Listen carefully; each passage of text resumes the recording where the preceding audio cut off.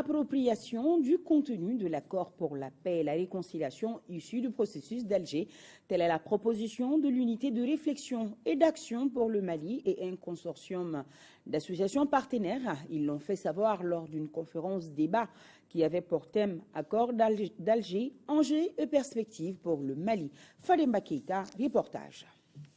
Comme stipulé dans le point 2 de l'accord pour la paix et la réconciliation issu du processus d'Alger, une large communication est plus que nécessaire sur ce document paraphé par les parties prenantes et la communauté internationale.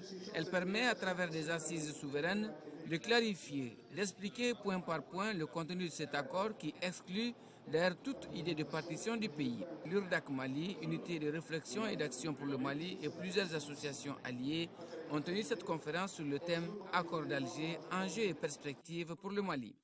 Bon, il s'agit principalement de faire comprendre aux différentes associations et aux jeunes en quoi consistent les accords d'Alger. Donc il y a des enjeux énormes parce qu'on se rend compte dans l'opinion publique véhiculée par-ci par-là que les gens ne sont pas réellement informés des véritables enjeux de l'accord. Le but même de notre conférence aujourd'hui, c'est pour informer, sensibiliser les gens sur le contenu de l'accord.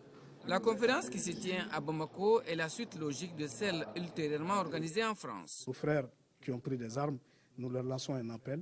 Nous pensons qu'ils ont toute leur place dans ces assises populaires et souveraines afin que nous puissions parler entre Maliens, vider les contentieux historico-politiques qui ont causé des préjudices à toutes les couches du Mali sans exception. Cet accord ne souffre d'aucune ambiguïté. Les engagements pris sous le régime du président Ibrahim Boubacar Keïta seront respectés par les parties signataires, a renchéri le président du Conseil supérieur de la diaspora malienne. Et ceux qui pensent que le président de la République, Ibrahim Boubacar Keïta, va diviser le Mali, ils s'y trompent. Et je suis persuadé, la diaspora malienne, dans sa totalité, il n'aimerait pas qu'on se rappelle de lui quelqu'un qui a divisé le Mali. Est-ce que cet accord, à son état actuel, nous permet de contourner nos difficultés? Je crois que c'est la préoccupation du président. Pour la mise en œuvre efficiente de cet accord qui définit l'avenir de notre nation, l'engagement de tous les Maliens est indispensable.